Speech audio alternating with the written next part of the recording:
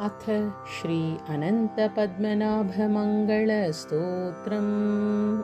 श्रियः कान्ताय कल्याणनिधये निधयेऽर्थिनां श्रीशेषशायिने अनन्तपद्मनाभाय मङ्गलम्। स्यानन्दूरपुरीभाग्यभव्यरूपाय विष्णवे आनन्दसिन्धवे अनन्तपद्मनाभाय मङ्गलम्। हेमकूटविमानान्तः भ्राजमानाय हारिणे हरिलक्ष्मीसमेताय पद्मनाभाय मङ्गलम्। श्रीवैकुण्ठविरक्ताय शङ्खतीर्थाम्बुधितटे रमया रममाणाय पद्मनाभाय मङ्गलम्।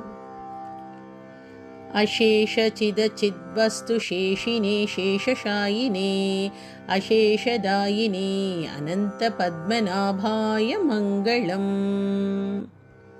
यत्पदं परमं सेव्यं सदा पश्यन्ति सूरयः सेनापतिमुखास्तस्मै पद्मनाभाय मङ्गलम्। चतुर्मुखेश्वरमुखैः पुत्रपौत्राधिशालिने समस्तपरिवाराय पद्मनाभाय मङ्गलम्। दिवाकरयतीशानयोगीहृत्पद्मभानवे परस्मै ब्रह्मणे अनन्तपद्मनाभाय मङ्गलम्।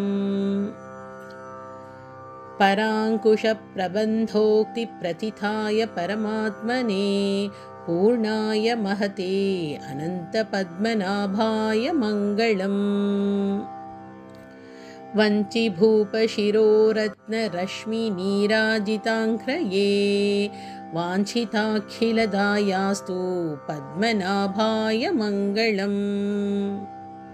सर्वावयवसौन्दर्यसौवर्णसुषमाजुषे सदा सम्मोहनायास्तु पद्मनाभाय मङ्गलम्। योगेश्वराय कृष्णाय नरसिंहाय योगिने योगमुद्राभिरामाय पद्मनाभाय मङ्गलम्।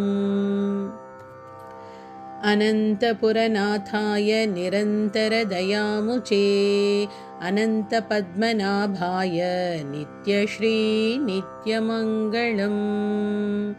इति श्री अनन्तपद्मनाभमङ्गलस्तोत्रं सम्पूर्णम्।